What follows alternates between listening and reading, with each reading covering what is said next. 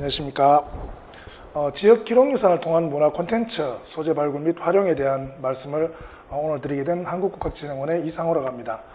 오늘 우리의 이야기는 주로 지역의 기록유산이 얼마나 이렇게 굉장히 중요한 의미가 있는지, 그리고 조선이라는 어떤 굉장히 중요한 어떤 기록의 나라였던 나라들에서 그 민간에서 이루어졌던 굉장히 다양한 어떤 기록에 대한 노력들, 그리고 이것들을 가지고 우리가 문화 콘텐츠 소재로 어떻게 발굴하고 활용할 것인지에 대한 그런 이야기를 한 시간 정도 이렇게 좀 나누어 볼까 합니다. 우선 오늘 우리 얘기는 주로 이제 지역에 관련된 소재이긴 하지만 조선이 얼마나 굉장히 강력한 기록의 나라였는지에 대한 이야기를 조금 먼저 좀 나누어 볼까 싶은데요. 다른 이야기들보다 1606년 음력 5월 27일에 있는 계암일록이라는 이 안동 지역에서 이루어졌던 계암 김영이라는 분이 쓴 일기에 나오는 얘기를 가지고 먼저 좀 시작을 한번 해볼까 싶습니다. 이날 5월 27일 기록에 보면 굉장히 재밌는 기록들이 좀 나와요. 뭐냐면 이날 보니까 예안과 안동 지역을 중심으로 굉장히 강력한 토목공사에 대한 지시가 좀 떨어지고요. 이날 보니까 그 이전에부터 만들어졌던 태백선 사고가 이제 기능을 시작하기 위해서 이날 이제 중앙정부에서 조선왕조실록이 새롭게 만들어진 걸 가지고 내려오는 그런 기록들을 좀 보여주고 있는데요. 실제로 우리가 잘 알고 있는 것처럼 현재 조선왕조실록은 태조 이성계 때부터 시작해서 계속 쓰여져 왔는데, 실제로 그게 굉장히 강력한 위기를 한번 맞았던 것은 임진왜란 때였습니다. 임진왜란 때 전주에 있는 전주 사고본을 제외하고 나머지는 조정했는도 다 불타고 전체가 다 이렇게 불타서 완전히 못 쓰게 돼버렸고요. 실제로 전주 사고본 같은 경우도 안의와 손홍록이라는 이 두 분의 노력이 없었다면 실제로 이게 보존되기가 불가능했을 거라고 지금 판단하죠. 그래서 임진왜란이 끝나고 난 다음에 이 전주 사고본을 가지고 실제로 이제 실록 복원 작업들이 벌어지게 되고요. 그리고 각 지역의 실록들이 대부분 다 전주라든지 이런 것을 보면 다 도시에 있었거든요. 이것들을 다시 이제 굉장히 보존하기 좋으면서도 사람들의 접근이 굉장히 좀 어려운 곳으로 이렇게 사고지를 다시 선택하게 되는데, 그 과정에서 만들어졌던 것이 이제 만이산, 그 다음에 묘양산, 오대산, 태백산이었는데요. 나중에 이 오대산 같은 경우는 전북에 있는 무주 적상산이 되면서 적상산 사고가 됐고요. 그래서 잘 아는 것처럼 만이산, 묘양산, 태백산, 그리고 적상산 사고로 이렇게 해서 이제 4대 사고가 완성이 됩니다. 그러면 조선왕조실록 같은 경우는 5본이 만들어져서 이 4개의 사고에 각각 보존을 하고 하나는 중앙정부에 있는 춘추관에 보존하는 방식으로 이렇게 만들어지게 되죠. 근데 지금 이 기록은 보면 1605년에 이제 경상도 관찰사에 있던 유정순이라는 사람이 봉화에 있는 태백산에다가 이제 사고를 짓겠다라고 틀을 이제 정해서 올렸고, 거기에 대한 어떤 허가가 나면서 1년 뒤인 5월 27일 봉환행사가 벌어지는 기록들을 남기고 있습니다. 이걸 보면서 우리가 무엇을 느낄 수 있냐 하면, 조선이라는 나라가 기록을 보존하기 위한 노력이 어느 정도였는지를 잘 보여주는 그런 중요한 대목이 아닌가 싶은데요. 사실 기록이란 것은 개인의 기억이 사실은 기록이 되면 그 다음부터 공동의 기억이 되겠죠. 근데 이게 잘 보존되면요, 그 당대의 기억이 아니라 모두의 혹은 전 인류의 기억으로 바뀌기 때문에 기록을 보존한다는 것 자체가 얼마나 중요한지를 조선은 굉장히 잘 알았던 것 같습니다. 그래서 그런 이유에서 이 4대 사고를 만들고 거기에서 지속적으로 이렇게 실록을 보존하려는 노력들을 보여왔는데요. 그랬던 이유가 보면, 조선이라는 나라가 보면 기록에 대한 노력이요, 우리가 흔히 이제 기록열 이런 얘기를 많이 하잖아요. 그죠? 근데 기록열이 아니라 제가 볼 때는 거의 이게 방랑벽 이런 것처럼 거의 벽의 수준입니다. 그러니까 거의 병에 걸릴 정도의 수준이었다라고 얘기하기도 하는데요. 조선은 그만큼 사실은 굉장히 뛰어난 기록물들도 많이 남겼죠.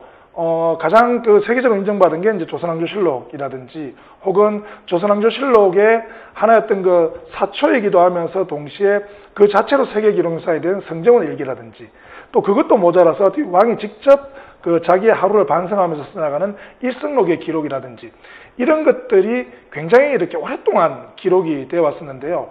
이게 보면 어느 정도냐 하면, 제 아는 분 한 분이 그런 얘기 하시더라고요.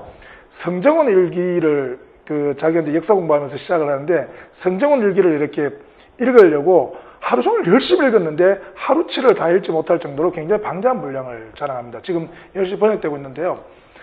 그러면 조선은 왜 이렇게 기록을 위해서 노력했을까? 왜 이렇게 열심히 기록하려고 했을까? 그리고 그게 단순히 기록열을 넘어서 기록벽까지 갔을까? 라고 물어보면 그거는 조선이 세워졌던 유교라는 이념 때문에 그렇다라고 말씀드릴 수 있을 것 같아요. 사실 그 유교라는 이념은 내가 성인 되는 것을 목적으로 하고 또 그런 어떤 성인들로 이루어진 어떤 그 도덕적 공동체를 만드는 것을 목표로 하는 그런 학문입니다. 그러다 보니까 실제로 이제 그 사람이 성인 되었음을 인정해주는 시스템들도 필요하고 또 그러한 어떤 그 시스템을 통해서 그 성인들을 만들어 가려고 하는 노력들이 굉장히 필요한데요. 근데 그 사람에 대해서 우리가 어떤 방식으로 성인이 되었는지를 확인하고 이해하고 또 인정해 줄 만한 것들은 결국은 그 사람의 행실에 대한 평가와 기록에 의해서밖에 나올 수밖에 없는 그런 부분들이 분명히 있습니다. 그러다 보니까 공자가 쓴 그 유일한 역사서가 춘추라는 역사서가 있죠. 이게 이제 우리가 흔히 이제 선진시기 춘추시대라고 얘기할 때는 공자가 쓴 그 춘추라는 역사의 시기를 가지고 보통 춘추시기라고 얘기하는데요.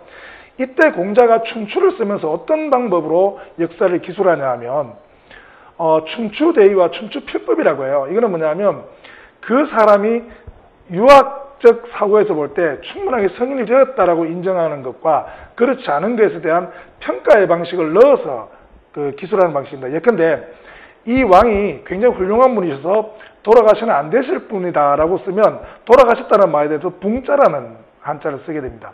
근데 정말로 죽을 왕이 잘 죽었다라고 하면 망자를 쓴다든가 이런 방식을 통해서 일종의 어떤 그 역사를 쓰는 사람이 그 사람에 대한 어떤 그 평가를 남기는 방법을 쓰게 되는데요. 이렇게 되면 왕의 입장에서 보면 어떻겠어요? 자기 하는 행실 자체가 그 다음에 역사적으로 평가받을 수 있다는 생각 때문에 역사를 돌아보고 누군가 기록하는 것에 대해서 두려워하기 시작을 하게 되겠죠. 이러한 방법들이 우리가 흔히 말하는 춘추필법이라고 해서 이렇게 역사를 통해서 당신이 평가받을 수 있습니다라는 것을 알려주게 되면 그 사람은 역사 앞에 서서 역사를 굉장히 두려워하는 사람이 되겠죠. 여기서 가장 중요한 것은 결국은 기록하고 기록하는 그 사람들의 공정성을 확보해내는 방식들입니다. 그러다 보니까 조선 같은 경우는 이 왕조실록을 통해서 혹은 기록을 통해서 왕들로 하여금 역사 앞에 두려워하는 사람을 만들려고 하게 했고요. 그러다 보니까 역사를 기록하는 사관의 눈이 국가 정책에 지속적으로 관여할 수 있도록 노력했던 이런 모습들을 굉장히 많이 볼 수 있게 되고요. 그리고 사초는 임금은 절대로 보지 못하게 만드는, 그러니까 기록의 대상자로 하여금 보지 못하게 만드는 그런 어떤 국가 시스템을 통해서 기록과 평가의 객관성을 확보하기 위한 노력들을 굉장히 많이 했습니다. 그리고 그러한 기록들을 지속적으로 보존해서 그 다음 세대가 활용할 수 있도록 만들려는 노력들도 굉장히 많이 하게 되죠. 이렇게 해서 만들어진 게 조선왕조실록이라고 말씀드릴 수 있고요. 이렇기 때문에 사실은 기록한다는 것 자체가 곧 유학적 어떤 이념과 혹은 유학적 어떤 그 신념을 구현해가는 굉장히 중요한 가치라고 이네들은 생각을 했던 거고요. 그렇기 때문에 조선이라는 사회가 사실은 세계 그 어느 나라보다도 기록에 굉장히 열광했고 또 단순히 기록열이라는 관점을 넘어서 기록벽까지 갔던 그런 나라들이라고 말씀드릴 수 있을 것 같아요. 그런데 그럼에도 불구하고 이런 기록들은 결국은 국가 시스템에 의해서 이루어졌는데요. 제가 볼 때 사실은 더 놀라운 것은 조선이 기록벽을 가진 나라라고 할 때는 민간에서 이러한 어떤 그 기록의 노력들이 보여지고 있다는 관점을 우리가 다시 한 번 더 좀 봐야 될 것 같다는 생각을 하게 됩니다. 그래서 이제 국가적 시스템에서 주로 만들어진 게 조선왕조실록이라든지 성정일기라든지 각사등록이라든지 이런 것들이 있다면 민간에서도 굉장히 강한 어떤 그 기록의 노력들이 이루어지게 되는데요. 그것도 역시 유학적 실천이라는 관점에서 이루어지게 됩니다. 그런데 사실 제가 볼 때는요, 민간의 기록 유산을 계속 다루는 저의 관점에서 보면 국가의 조선왕조실록이나 성정일기 같은 이런 국가적 시스템이 어떻게 보면 민간에서 지속화되어 있는 기록 문화가 결국 국가적 시스템으로 이렇게 만들어진 걸로 보는 게 더 옳지 않을까. 그러니까 국가 시스템이 잘 발달되어 있고 그게 민간에서 이루어졌다는 방식보다는 민간에서 이미 굉장히 강력한 기록의 어떤 그 벽이나 기록열이 존재했었고 이런 것들이 나중에 조선왕조실록이나 이런 국가적 시스템으로 이루어졌다 보는 게 더 맞지 않을까라고 생각하는데요. 민간의 기록들은 국가적 시스템도 아니고 누가 강제한 것도 아닌데도 불구하고 매일매일의 기록을 굉장히 강하게 일상화하고 있다는 점은 제가 볼 때 굉장히 놀라운 점 중에 하나입니다. 특히 이런 부분들은 일기를 기록유산이나 이런 것들을 보면 굉장히 놀라울 어떤 상황들을 이렇게 보게 되는데요. 그리고 또 하나는 어떤 기록을 통해서 그 사람의 정신을 계승하고 이어가려고 하는 노력들도 굉장히 많이 보이게 됩니다. 이게 가장 대표적인 게 기록을 보존하려고 하는 노력은 훼손되거나 멸실될 수 있는 가능성을 자꾸 막아내야 되잖아요. 그죠? 그렇기 때문에 문집을 발간할 때 보면 목판을 만들려는 노력들이나 이런 것들이 민간에서 굉장히 강하게 일어나게 되는데 이건 역시 세계적으로 유례를 찾아보기 힘들 정도의 그 기록률의 한 단상이라고 말씀드릴 수 있을 것 같아요. 그래서 오늘 저는 민간 기록률의 가장 대표적인 사례로 하나는 그 문집 발간, 목판을 봐서 문집을 발간하려고 하는 그런 노력들 하나, 그리고 두 번째는 일기로 기록 자료라는 두 가지 관점을 제가 말씀드릴 건데 이것들을 나중에 어떻게 그 지역의 기록으로 지역의 콘텐츠로 만들 것인가 하는 것까지 오늘 제가 좀 말씀을 드리려고 합니다. 우선 그 첫 번째 아까 말씀드렸던 것처럼 문집 발간에 대한 얘기를 조금 먼저 한번 해볼까 싶은데요. 그 어떤 사례를 통해서 먼저 이야기를 조금 진행을 한번 해보죠. 1756년 11월 21일에 보면 그 경상북도 상주 출신의 그 청대 권상일이라는 분이 남긴 청대일기에 보면 이런 얘기가 나와요. 그 당시에 보면 이게 그 영남 지역의 영남 유림들이 거의 중앙정계에 진출을 하지 못하고 있을 때 정옥이라는 분이 사실은 이 영남 살인인데도 불구하고 그 당시에 이제 그 과거의 합격에서 종삼품 좌부성지를 지내고 있는데 곧 있으면 정삼품인 성정원 성지성진을 앞두고 있는 그런 그 상황이었었습니다. 이런 과정에서 정옥이란 분이 갑자기 영해부사를 자원하는 그런 기록이 이제 일기에 나와요. 그래서 우리가 보면 지금으로 치면 이게 뭐냐면 그 현대자동차의 뭐 예컨대 아니면 무슨 그 대기업의 이사승진 앞두고 있는데 저 지역에 있는 어떤 그 지사에 발령을 내주세요라고 한 거예요. 이 얘기를 듣고 그 당시에 이제 임금이 실제로 이제 발령을 승인해주고 그래서 이제 그 영해부사로 이제 발령을 받게 되는데요. 주위에서 말들이 많습니다. 왜 지금 그 영남 유림들이 거의 중앙정계 진출하지 못한 과정에서 이 사람이라도 좀 중앙정계 진출해서 영남임을 좀 보여주길 바랬는데 갑자기 영해부사로 간다고 그러니까 모두가 이해를 못했던 거죠.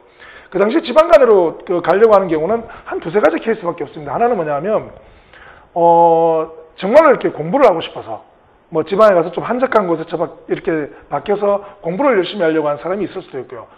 또는 부모나 혹은 이런 분들을 봉양하기 위한 이유에서 이제 지방간으로 가는 경우도 있습니다. 그게 아니라면 사실은 대부분은 뭐냐면 지방간으로 가야 뇌물이나 혹은 그 재물 같은 걸 좀 모을 수 있는 가능성이 굉장히 좀 컸거든요. 왜냐하면 그 당시에 이렇게 세금 시스템이라는 게 개인에게 국가가 직접 거두는 방식이 아니라 그 지역에 세금을 부과하면 그 지방관이 이제 그 세금을 그 지역민들에게 부과하는데 보통 그 현이나 이런 데서 쓸 것까지 한꺼번에 다 부과를 한단 말이에요. 그러다 보면 나중에 이제 그걸 받아들이게 되면 그 중에서 일정 정도 이렇게 자기가 재산을 좀 축적할 수 있는 이런 길들이 열리기 때문에 실제로 재물 때문에 이제 지방간으로 가는 경우도 있었습니다. 근데 그 당시에 이 정옥이라는 분은 굉장히 이렇게 청렴하기로 많이 유명했던 분이고요. 그리고 적어도 어떤 그 재물 때문에 지방간으로 갈 정도의 인물은 아니라는 평가가 되게 일반적이었습니다. 근데 이 정옥이라는 사람이 누구냐 하면 임진왜란 때 그 이수신 장군이 이제 그 원균의 모함에 의해서 사실은 그 죽음 직전에 이르렀을 때 이 사람을 구해달라는 그 당시 좌의정으로서 굉장히 강한 상소를 올려서 실제로 이순신의 목숨을 구했던 약포 정탁이라는 분의 5대 손이었는데요. 근데 이때까지 약포 정탁이었던 그 문집이 발간되지 않은 상황이었습니다. 근데 이 정옥이라는 분이 이제 한참 그 중앙정계에서 벼슬하고 있는데 지방 유림사회에서 약포 정탁 선생의 문집을 발간하자라는 논의가 있으니까 자기 선조의 문집에 힘을 보태주기 위해서 영해부사를 자처하는데요. 영해부사 같은 경우는 지금 여기 보시는 것처럼 그 목판의 판목을 구하기가 굉장히 좋은 장소로 알려져 있었습니다. 그래서 목판의 판목이라도 구해서 자기가 이제 그 선조였던 문집을 발간하는데 기여해야 되겠다고 생각을 했고 이 사실이 알려지니까 지역 유림들도 정옥이었던 그 처세가 왜 그랬는지가 다 이렇게 이해가 되는데요. 지금 생각해보면 좀 이해가 좀 안 되는 부분이죠. 이게 선조의 문집 발간을 위해서 자기의 출세와 명예와 이런 것들을 모두 다 그것도 영남유림의 어떤 저걸 한 몸에 받고 있던 사람으로서 그 모든 걸 팽개치고 이렇게 선조의 문집을 발간하러 간다는 게 지금으로서는 이해가 되지 않는 그런 상황이었지만 그 당시에서는 이게 왜 그랬는지가 이제 전반적으로 좀 밝혀지게 되는 그건 뭐냐면 문집 발간이라는 게 그 정도로 대규모 작업이었고 또 그게 민간에서 그런 여론을 통해서 만들어 간다는 자체가 굉장히 쉽지 않은 작업이었음을 보여주는 그런 부분들이었습니다. 또 하나의 그 사례를 하나 더 말씀드리면요. 1823년 7월 8일 날 쓰여진 그 간소일기라는 일기인데요. 이 간소일기가 뭐냐면 번암 최재공이라는 분의 번암집을 발간하는 과정을 기록한 그런 기록인데요. 이 기록에 따르면 1823년 7월 8일 날 도산서원에서 도회가 열립니다. 이날 한 400여 명의 이제 유림들이 이 도회에 참여하게 되는데요. 이 도회에서의 의제가 이제 두 가지였었어요. 하나는 뭐냐면 지금 그 도산서원 앞에 가면 이렇게 시사단이라고 하는 지금 그 사진에 나와 있는 요 시사단이라고 하는 그런 그 대가 하나 있는데요. 이게 뭐냐면 그 영남유림들을 특별로 이렇게 뽑기 위해서 그 당시에 이제 정조에 의해서 이루어졌던 그 일종의 어떤 도산 서원에서 이루어진 영남인재 특별전형 시험이 이제 진행이 됐던 것들을 기념해서 번암 최재공이라는 인물이 이제 그 글을 쓰고 그 기념비를 세워둔 거예요. 근데 이게 1800년 정조의 죽음과 또 1799년 번암 최재공 죽음 이후에 1800년에 정조가 죽고 1801년에 이제 순조가 즉위하면서 실제로 이제 영남유림들이 다시 이렇게 기호 중심으로 돌아가면서 영남유림을 탄압하는 과정에서 아마 이 시사단도 그때 아마 훼손되거나 파손되었을 가능성이 굉장히 높았다고 이렇게 보여져요. 그래서 이때 파괴된 그 시사단을 새롭게 세우자라고 해서 실제로 이제 1824년에 이 시사단이 새로 세워져서 지금 도산서원 앞에 있게 되고요. 그리고 이제 두 번째 의제가 뭐였냐 하면 바로 번암집의 발간을 새롭게 의결을 하게 됩니다. 원래 이제 번암 최재공이 그 1799년에 죽고 난 다음에 영남에서는 번암 최재공이 영남에게 베푼 그 은혜 때문에 우리가 번암집을 발간해 주겠다라고 1799년에 제의를 하게 되는데 그게 그 1800년, 1801년을 거치면서 정치적 상황이 변화돼서 그걸 하지 못했고요. 그리고 1801년이 되면 번암 최재공 같은 경우는 순조에서 사탈관직이 되고 그런 과정이 20여 년 동안 진행이 됐다가 1823년 1월 달에 번암 최재공의 신원이 다시 이루어지게 되면서 이때 영남에서 다시 우리가 이제 번암집을 발간해 주겠다라고 이렇게 의결을 하게 되는데요. 이날 어떤 의결들이 이루어지냐면 번암 최재공 발간에 대략 한 4,000장 정도의 예산이 들 걸로 계획을 하고 그 정도의 예산을 세우게 됩니다. 그리고 실제로 나중에 거의 되면 6월 달에 이렇게 1824년 6월 달에 번암집 발간이 완성되는데 그때 보면 1167장의 목판 판각에 2276냥의 돈이 순수하게 이렇게 판각비로만 이렇게 지급이 돼요. 나중에 아마 책을 찍고 종이값 하고 하면 거의 아마 4,000장 정도 예산이 들었을 걸로 이렇게 보게 되는데요. 이게 어느 정도 돈이냐면 그 당시에 보면 그 서울의 한양에 굉장히 괜찮은 한옥 한 채, 그러니까 기와집 한 채가 대략 한 15냥 정도 했다고 해요.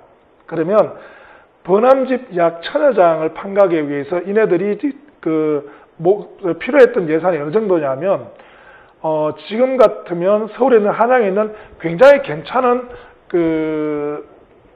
기와집 한 20채, 21, 17채 정도를 살 수 있는 돈이 이 번암집 판각 과정에 들어가게 되고요. 그러다 보니까 이게 개인이 내서 이렇게 할 수 있거나 혹은 도산서원 자체에서 돈을 모아 살 수 있는 정도의 영향을 갖지 못하게 됩니다. 엄청나게 큰 돈이 되고요. 그러다 보니까 영남에서는 이 번암 최재공에 대한 영남의 의리를 지키기 위해서 영남 전체가 돈을 모아서 이 번암집 발간에 도움을 주게 됩니다. 그래서 번암 최재공에 대한 의리를 지키기 위해서 영남 전체가 모이게 되고 이게 국가적 사업으로까지 이렇게 확산돼가는 모습들을 보여주게 되는데 그게 간소일기에서 보여지게 됩니다.